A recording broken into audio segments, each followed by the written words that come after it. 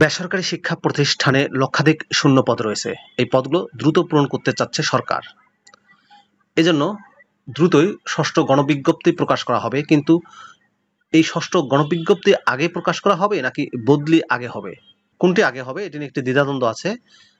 আজকের এই ভিডিওতে সবকিছু ক্লিয়ার করে দেওয়ার চেষ্টা করব। ষষ্ঠ গণবিজ্ঞপ্তি আগে হবে নাকি বদলি আগে হবে বিস্তারিত জানিয়ে দেবো। আশা করব আপনারা ভিডিওটি কন্টিনিউ করবেন। বাংলাদেশের একটি জনপ্রিয় অনলাইন শিক্ষা বিষয়ক পত্রিকা হচ্ছে thedailycampus.com। thedailycampus.com-এ একটি খুব গুরুত্বপূর্ণ সংবাদ প্রকাশিত হয়েছে। ষষ্ঠ গণবিজ্ঞপ্তি নাকি বদলি, কোনটি আগে, এই শিরোনামে। তো চলুন বিস্তারিত জেনে আসি। মূল ভিডিওতে যাওয়ার আগে ছোট্ট একটি অনুরোধ করবো আপনাদেরকে, আপনি আমার চ্যানেলে নতুন হয়ে থাকলে অবশ্যই চ্যানেলটি সাবস্ক্রাইব করে দেবেন। সরকারি শিক্ষা প্রতিষ্ঠানে লক্ষাধিক শূন্য পদ রয়েছে। এই পদগুলো দ্রুত পূরণ করতে চাচ্ছে সরকার। এজন্য ষষ্ঠ গণবিজ্ঞপ্তি প্রকাশের উদ্যোগ নেওয়া হয়েছে। আগামী জুন মাসের শেষ দিকে শিক্ষক নিয়োগের বিজ্ঞপ্তি প্রকাশ করা হতে পারে বলে জানা গেছে।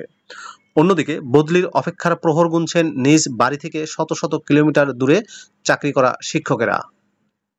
চলতি বছরের নভেম্বরে তাদের বদলির কার্যক্রম শুরুর কথা জানিয়েছে সরকার।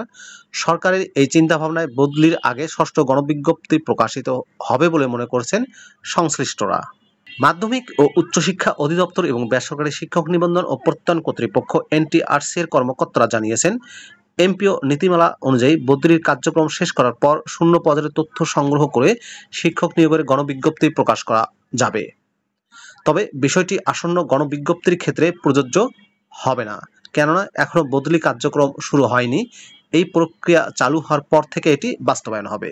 নাম অপ্রকাশিত রাখার শর্তে মাউশির এক কর্মকর্তা জানান, বদলির নীতিমালা প্রণয়ন করা হলেও এখনো বদলি কার্যক্রম শুরু হয়নি, ফলে এবার গণবিজ্ঞপ্তি আগে প্রকাশিত হবে, বদলি বিজ্ঞপ্তি পরে হবে। বিষয়টি নিয়ে কোনো সন্দেহের অবকাশ নেই।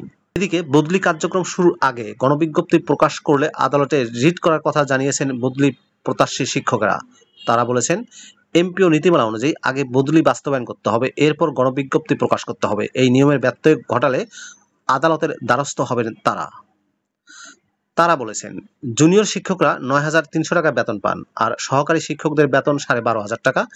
এই বেতন দিয়ে নিজ বাড়ি থেকে দূরের প্রতিষ্ঠানে চাকরি করায় অধিকাংশ শিক্ষক মানবেতর জীবনযাপন করছেন।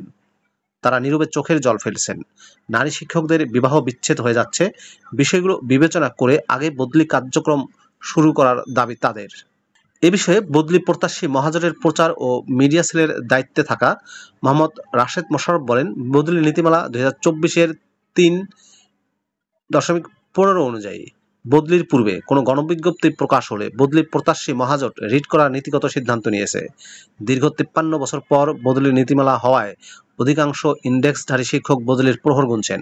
বদলি না থাকার কারণে তারা অনেকগুলো সমস্যার সম্মুখীন হচ্ছেন। দ্রুত বদলি প্রক্রিয়া শুরুর দাবিতে ঈদের পর কঠোর আন্দোলন করা হবে। প্রিয় ভিউয়ার্স, এই ছিল ষষ্ঠ গণবিজ্ঞপ্তি আগে না বদলি আগে সেটা নিয়ে একটি আপডেট তথ্য। NTRC এবং সংশ্লিষ্ট মন্ত্রণালয় চাচ্ছে আগে গণবিজ্ঞপ্তি তারপর বদলি, কিন্তু শিক্ষকদের সংগঠন তারা বলতেছে আগেই বদলি হতে হবে, তারপর গণবিজ্ঞপ্তি, না হলে তারা আদালতের দ্বারস্থ হবেন।